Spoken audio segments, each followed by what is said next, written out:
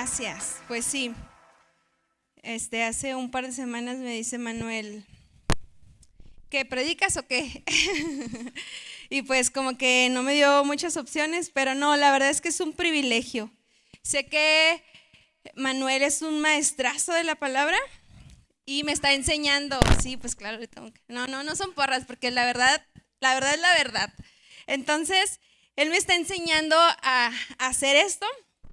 Así es que es un privilegio estar aquí. Me da mucho gusto saludarlos también. Qué bonito es venir cada semana y poderles ver. Pues seguimos con nuestra serie del Espíritu Santo. Yo creo que la gran mayoría, si has estado aquí, puedes coincidir conmigo que esta serie realmente ha sido algo que ha venido a refrescar, a motivar, a llenarnos tanto. El conocer al Espíritu Santo es un tesoro que debemos guardar para toda la vida y debemos de perseverar y debemos de profundizar en él. Así es que el día de hoy vamos a seguir hablando de él y el tema de este día es el Dios que transforma. El Dios que transforma. Hemos visto que tenemos un Dios que está a nuestro lado, que nos ayuda. Pero el día de hoy vamos a hablar de un Dios que también está interesado en que no seamos las mismas personas. Así es que acompáñame a leer Colosenses 3, 9 y 10. Dice: dejen de mentirse los unos a los otros, puesto que han desechado al viejo hombre con sus malos hábitos y se han vestido del nuevo hombre, el cual se va renovando hacia un verdadero conocimiento conforme a la imagen de aquel que lo creó. Señor, gracias por este tiempo. Gracias porque tú eres quien nos atrae a ti constantemente. Espíritu Santo, hoy abrimos nuestra mente y nuestro corazón para que tú sigas trabajando en ella, Dios. Gracias, Espíritu Santo, porque tú no nos dejas iguales. Gracias porque tú estás a favor de nosotros. Gracias porque tú realmente quieres que nosotros cambiemos y que podamos parecernos cada vez más a Cristo. Te pido que el día de hoy tú nos hables, te pido que el día de hoy tú nos afirmes, te pido que el día de hoy tú nos motives a cambiar, que seas tú quien produzca esto en nosotros. Te lo pedimos en tu bendito nombre. Amén. Amén. Pues quiero recordar un versículo que vimos hace un par de semanas, que está en Romanos 8:11. Dice: el Espíritu de Dios, quien levantó a Jesús de los muertos, vive en ustedes, y así como Dios levantó a Cristo Jesús de los muertos, Él dará vida a sus cuerpos mortales mediante el mismo Espíritu, quien vive en ustedes. El Espíritu Santo no está en nosotros para estar de una forma pasiva. El Espíritu Santo, quien da vida, desea que nosotros fructifiquemos, desea hacer algo en nuestro interior, porque esta va a ser la única forma en la que vamos a poder ser transformados. Es el Espíritu Santo quien se va a encargar de hacer esto. Y ahorita leíamos en Colosenses que este nuevo hombre va a seguir siendo renovado.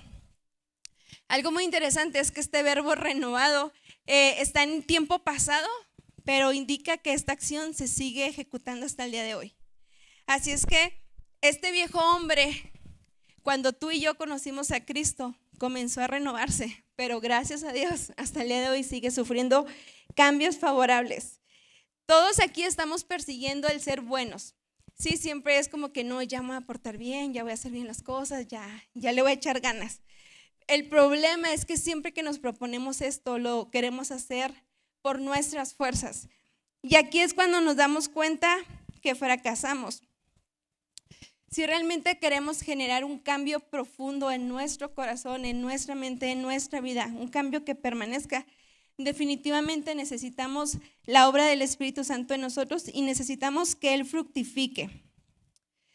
No es accidente que las Escrituras nombren a la tercera persona de la Trinidad como Espíritu Santo, porque precisamente esta es una de las funciones del Espíritu Santo.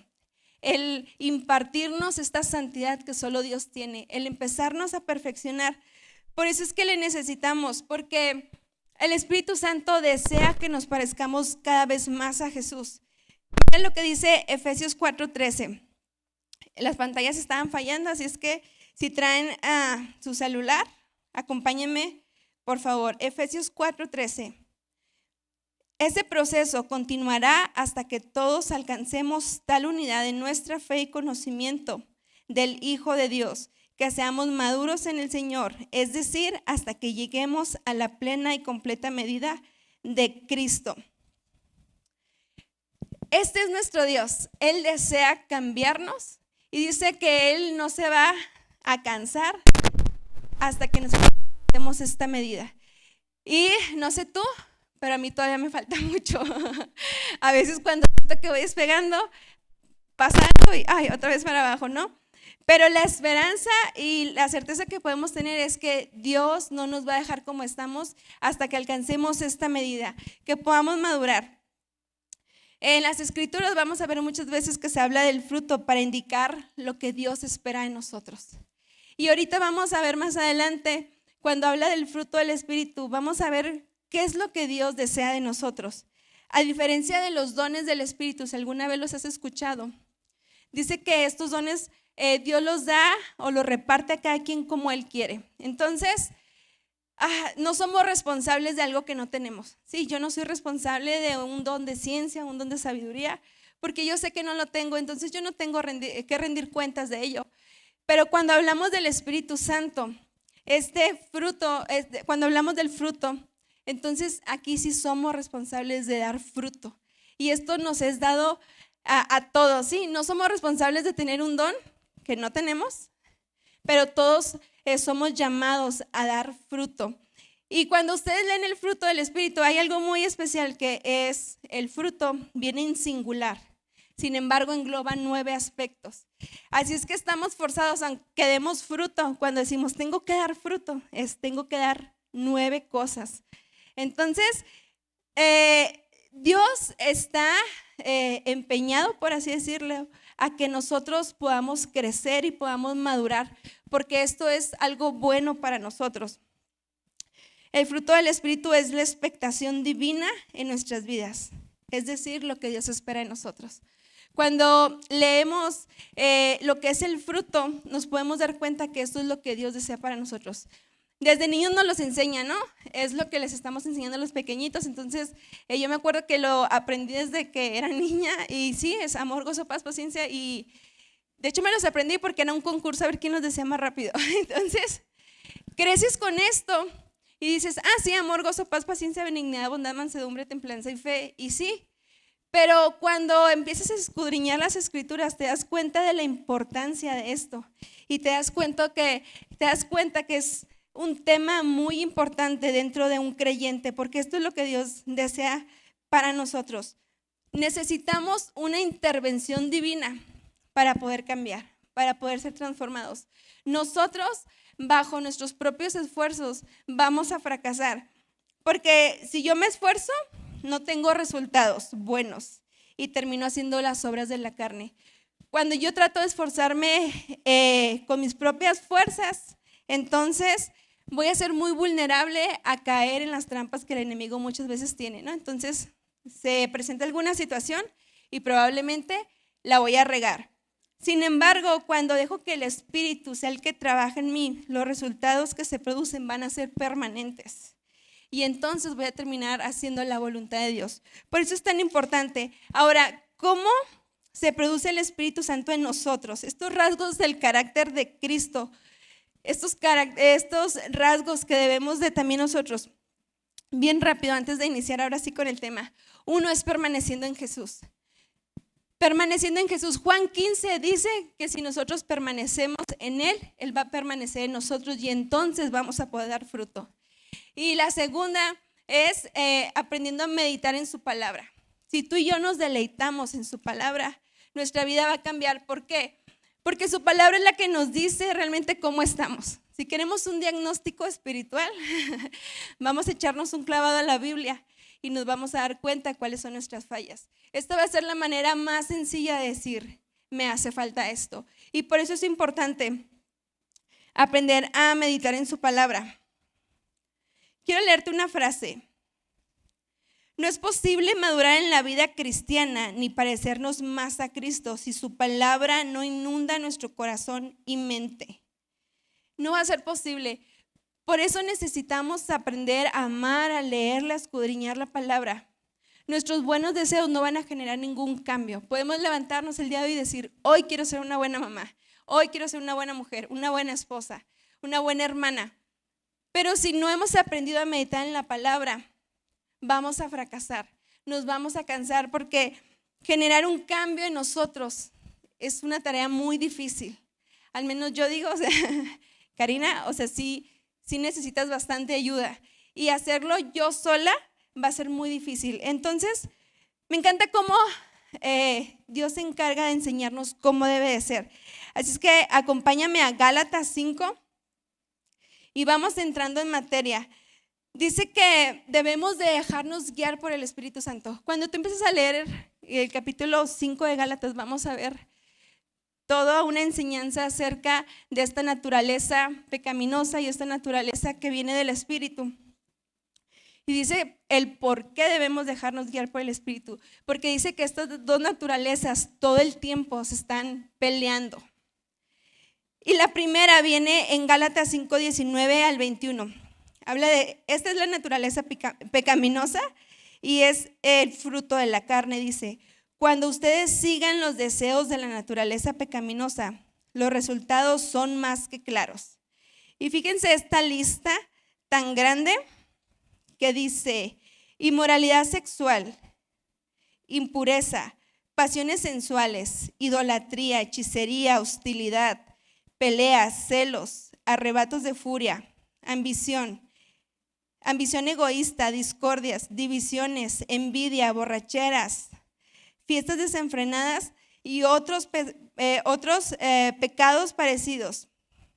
Otros pecados parecidos. A veces decimos, es que la Biblia no dice nada respecto a esto. Como que tratando de buscar a ver si hay un hueco en la Biblia donde nosotros podamos tener permiso para hacer algo. Pero ¿sabes qué? Yo creo que aquí se engloba todo esto. Dices, no viene la pornografía, no viene el que no le contesta a mis padres. Pero ¿sabes qué? Dice, todos estos pecados parecidos. Y luego dice, permítame repetirles lo que les dije antes. Cualquiera que lleve esa clase de vida no heredará el reino de Dios. Creo que queda muy claro cuál es el fruto de la carne, ¿no? Y a veces lo andamos raspando. Que dicen, no, es que yo no estoy adulterando, pero ¿qué tal el enojo o qué tal la hostilidad o las peleas o los celos? Y luego por el lado, la contraparte viene que es la naturaleza del Espíritu. Y viene en Gálatas 5, 22 al 23 que dice, en cambio, la clase de fruto que el Espíritu Santo produce en nuestra vida es amor, alegría, paz, paciencia, gentileza, bondad, fidelidad, humildad y control propio. No existen leyes contra esas cosas. ¿Qué pasa si yo, cristiano, digo que el Espíritu Santo está trabajando en mí, pero de pronto hago alguna de estas cosas de la carne? ¿Qué pasa cuando decimos, no, es que tú ni me conoces, somos yo y Dios y la relación, ¿no? O sea, vamos a ver Mateo 7, 16 al 20, que es muy claro. Dice, por sus frutos los conocerán. ¿Acaso se recoge uvas de los espinos o higos de los cardos? Así todo árbol bueno da frutos buenos, pero el árbol malo da frutos malos.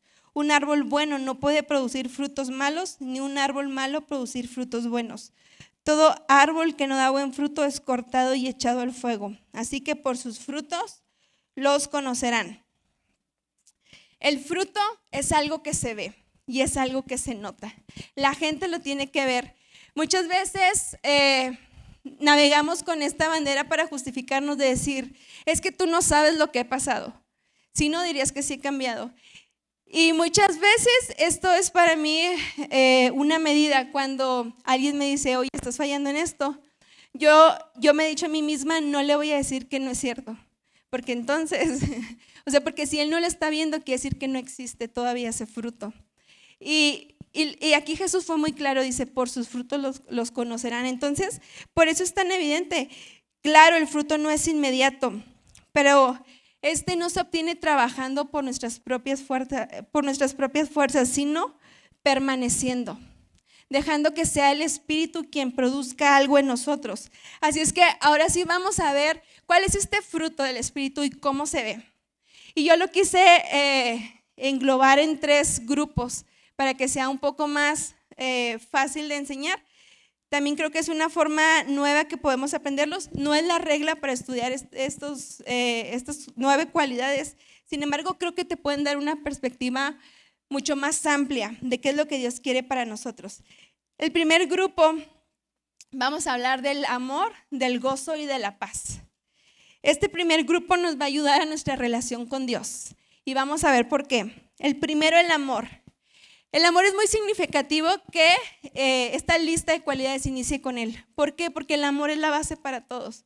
Inclusive podríamos decir que todas las 8 virtudes que faltan de mencionar, podríamos decir que es el amor en acción. Si tú no amas, va a ser muy difícil que te goces, que seas paciente, que seas manso.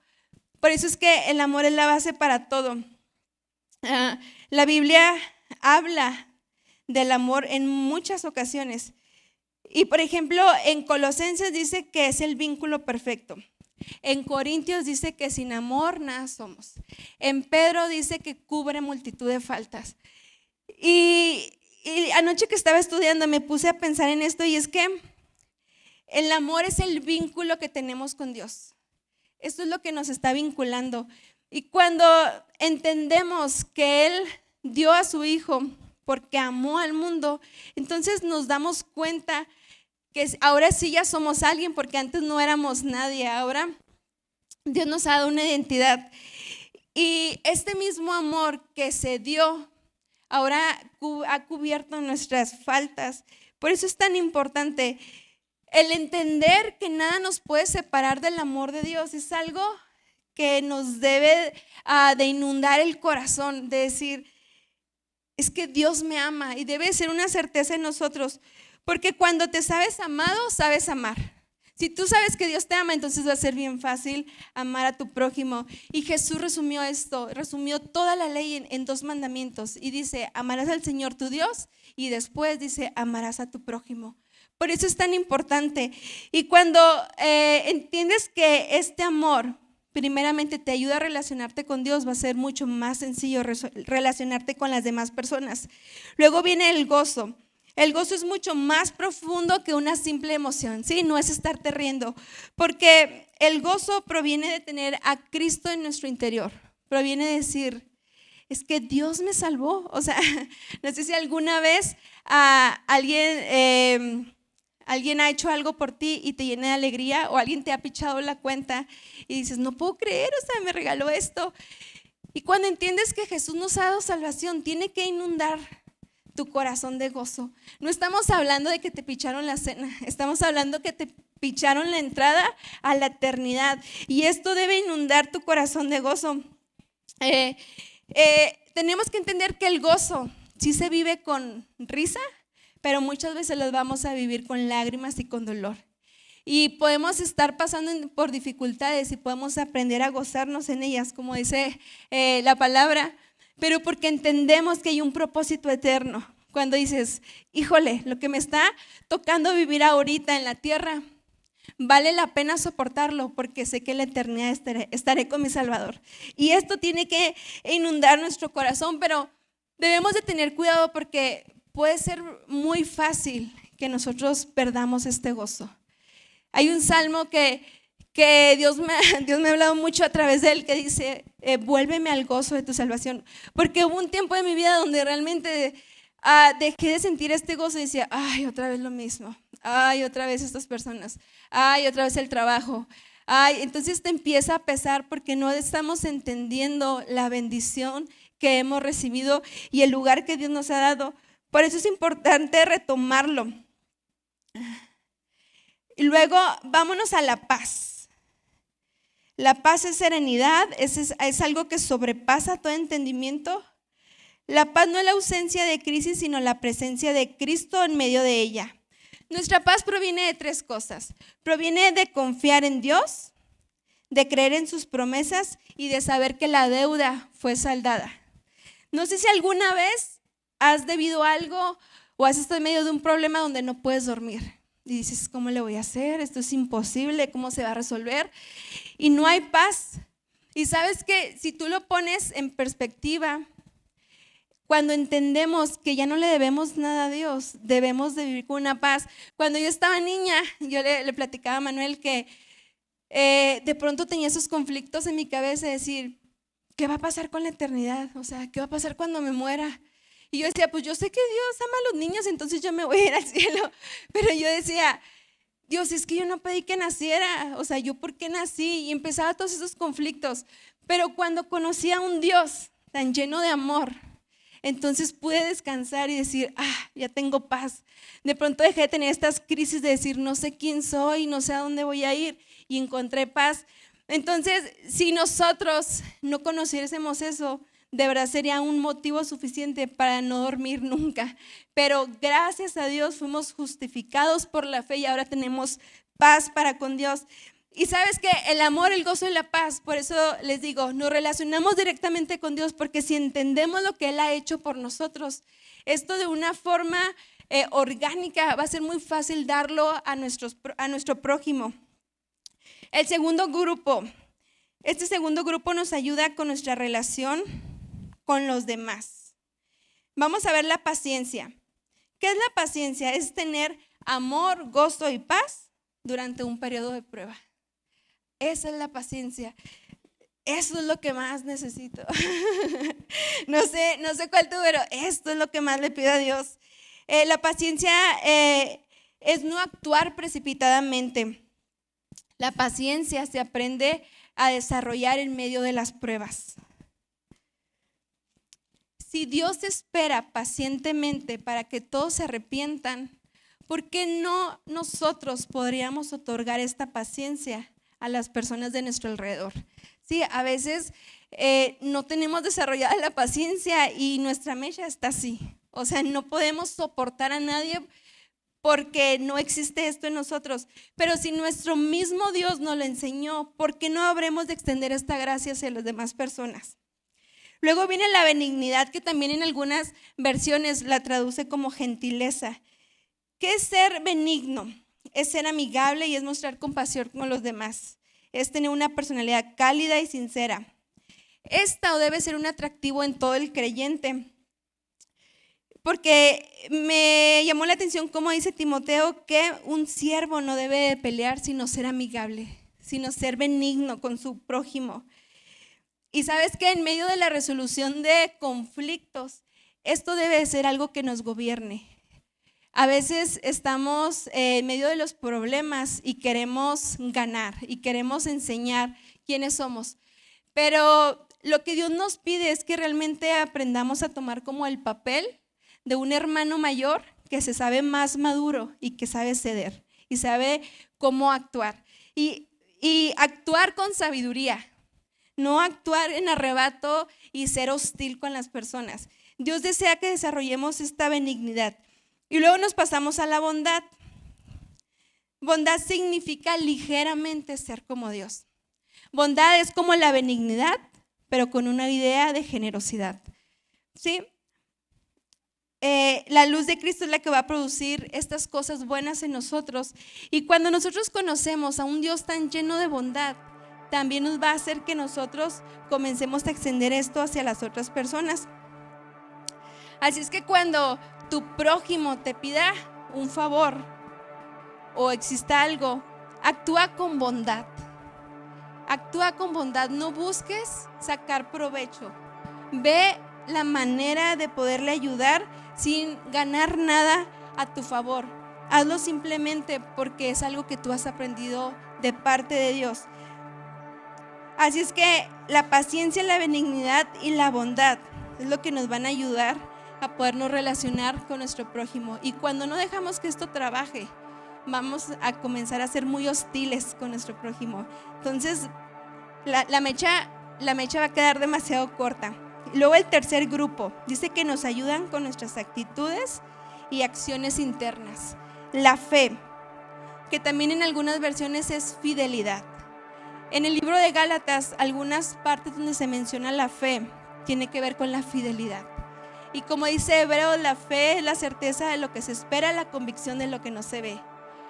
El problema de muchos creyentes es que tendemos a serle infiel a Dios muy fácilmente, porque no tenemos certeza de lo que está pasando y no estamos viendo cosas a nuestro favor. Y Dios desea lealtad de parte de nosotros, porque sin fe es imposible agradar a Dios. Por eso es tan importante. Quiero leerte esta frase.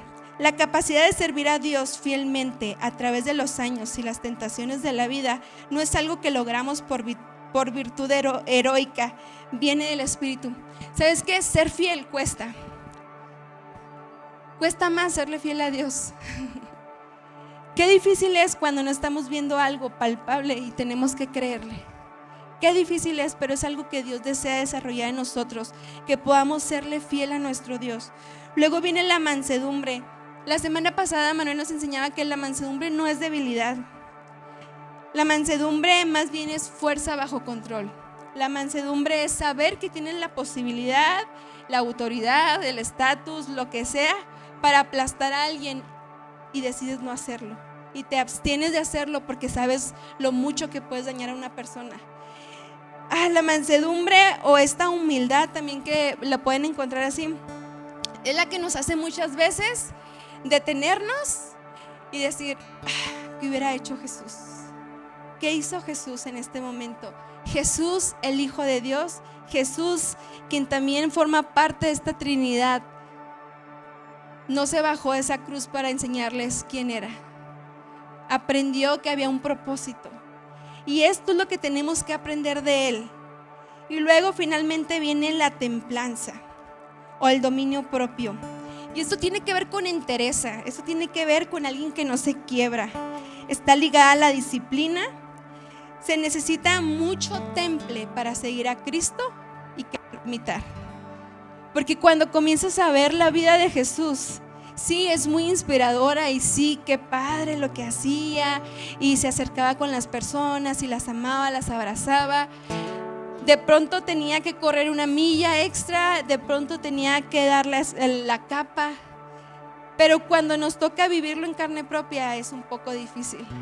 Y necesitamos mucha disciplina y mucho dominio propio para saberle decir no a las tentaciones, para saber que nuestro sí tiene que ser sí. Si nosotros le hemos dicho a Dios: te voy a seguir y te voy a servir hasta donde me dé la vida, hasta ese momento, necesitamos ser creyentes que son de carácter firme, creyentes que aman a Dios y que no retroceden por las circunstancias que están pasando, porque sí se necesita mucha disciplina y mucho dominio propio para reconocer que a veces no podemos, pero confiar en Dios. Y Dios desea esto, porque es muy fácil decir: ya no vivo yo, sino Cristo vive en mí. Pero el día que se presentan las situaciones, a veces parece que Cristo no vive en nosotros. Y aquí es cuando el Espíritu Santo dice: yo deseo hacer algo en ti, yo deseo forjar este carácter, yo deseo que tú cambies, deseo que no seas la misma Karina de hace un año, de ayer. Necesito que sigas generando algo bueno para ti. Esta frase me encantó y dice: lo que está en lo profundo del pozo es lo que saldrá en la cubeta. Las tribulaciones no nos transforman en lo que somos, revela quiénes somos. De pronto las circunstancias van a revelar quiénes somos. De pronto no actuamos y decimos: es que no sé, es que de pronto pasó, o sea, yo no esperaba esto. Yo no esperaba gritar, yo no esperaba golpear. No, esto es lo que había en nuestro corazón. Una discusión acalorada con nuestra pareja. Si se sale de control y le gritamos o la ofendemos, no es que de pronto te provocó a ira, es que es algo que no hemos trabajado y no lo pudimos contener. Y así muchos ejemplos. Y por eso es importante. Y me gusta cómo Gálatas, al finalizar en el versículo 23, dice: no existen leyes contra esas cosas. Lo que el Espíritu produce en nosotros va mucho más allá de la justicia legalista. Y lo podemos ver en la parábola del buen samaritano. Un sacerdote, quien se suponía que estaba para servir a las personas, decidió pasar de largo por miedo a ser contaminado. Fue más importante seguir los rituales que realmente es conocer el corazón de Dios. Una persona que abunda en el fruto del Espíritu cumple la ley mucho mejor que el que intenta cumplir los rituales que tienen muy poco amor en su corazón. Y me gusta porque dice: contra tales cosas no hay ley. Si el amor, el gozo, la paz, la paciencia, la benignidad, la fe, la mansedumbre y la templanza están en ti, no necesitas preocuparte por saber si esto o no es correcto, porque entonces vamos a entender el corazón de Dios y va a ser mucho más sencillo. Entonces vamos a poder relacionarnos perfectamente con nuestro Dios, vamos a poder amar a nuestro prójimo y vamos a saber quiénes somos realmente y nada nos va a detener. Si la vida siempre fuera tan placentera, si no hubiese problemas, si no hubiese enfermedades, si no hubiese peleas entre los hermanos, podríamos prescindir del Espíritu Santo. No lo necesitaríamos. Pero la vida no es así. Más que nunca necesitamos al Espíritu Santo. Si necesitamos al Espíritu Santo cuando estamos bien, yo necesito la paciencia y necesito la paz y necesito saber confiar siendo mamá, que es un regalo el ser mamá. Imagínate cuando hay dificultades. Claro que necesitamos que el Espíritu Santo provoque algo en nosotros y nos transforme y nos haga más valientes para poder cambiar a lo que somos. Podemos esforzarnos en intentar ser buenos en nuestras propias fuerzas, pero será un peso difícil de llevar que tarde o temprano va a terminar en fracaso. Yo no sé si tú algunas veces lo has intentado cambiar. Has dicho: esta vez sí voy a cambiar, Dios. Esta vez voy a dejar de tener este vicio. Voy a dejar de ser de esta manera. Pero has fracasado. La respuesta es buscar al Espíritu Santo, dejar que nos llene y dejar que dé un fruto. Un fruto que sea visible a las personas. Te pregunto, ¿estás permitiendo que el Espíritu Santo tome mayor control de tu vida? Cuando nos ponemos a estudiar estas 9 cualidades, yo me doy cuenta que hay cosas que necesito seguir trabajando. Y no es que no ame a Dios, no es que no ame al Espíritu Santo, es que lo necesito cada día. Y me habrá ayudado a lo mejor hace un año a sobrepasar una dificultad, pero el día de hoy lo necesito porque hay tantos roces en la vida, en la familia, en la pareja, en la escuela, en el trabajo, que necesitamos dar fruto. Tenemos que ser creyentes que son los mismos aquí adentro de la iglesia y allá afuera. Al exhibir el fruto del Espíritu en nuestras vidas, otros verán en nosotros la imagen de su Hijo y serán atraídos al Salvador. Hay un fenómeno que se llama la llama de arrastre. Y dice que cuando 2 péndulos son puestos en una pared, tarde o temprano se van a sincronizar, aunque uno haya sido soltado en diferente tiempo. Cuando tú y yo podemos reflejar el fruto del Espíritu, cuando tú y yo podemos reflejar que el carácter de Cristo se sigue perfeccionando en nuestras vidas, cuando podemos reflejar este amor, cuando dices que hoy en día nadie ama, hoy todo el mundo es egoísta, hoy todo el mundo quiere para sí ganar, y cuando uno por amor cede, tarde o temprano terminan arrastrando tu ejemplo a esas personas a Cristo. No es que nosotros seamos buenos, es que ellos están viendo el carácter de Cristo en nosotros. Y eso es lo que intentamos ser como cristianos, poder reflejar a Jesús, que la gente pueda decir: algo tiene esa persona que no es normal. Dime qué es, pero es el carácter de Cristo reflejado en nosotros. Y quiero terminar con esto. Te lo quiero leer para no olvidar nada. Y dice: contra el fruto del Espíritu no hay ley. Cuando no sepas cómo reaccionar ante cualquier situación, acuérdate de todo esto. Siempre habla con amor, gózate en medio de pruebas, conserva la paz, Sé paciente aunque quieras explotar. No busques ganar siendo malo. Sé bueno en todo tiempo y humilde cuando hayas fallado. No te precipites a tomar decisiones y siempre cree que Dios sacará algo bueno de cada situación. Confía en Él. Podemos estar seguros que nuestro Dios está con nosotros y Él nos sostendrá en cada área y etapa de nuestras vidas. Y si resistimos, tendremos un carácter probado delante de Dios y podemos llegar a acercarnos a esta estatura y a esta medida del varón perfecto, porque Cristo realmente vino a ponernos el ejemplo, y el Espíritu Santo nos quiere ayudar a poder alcanzar eso. Solos es imposible, pero por medio del Espíritu podemos alcanzar estas cosas y podemos empezar a reflejar estas cualidades que vimos en Jesús.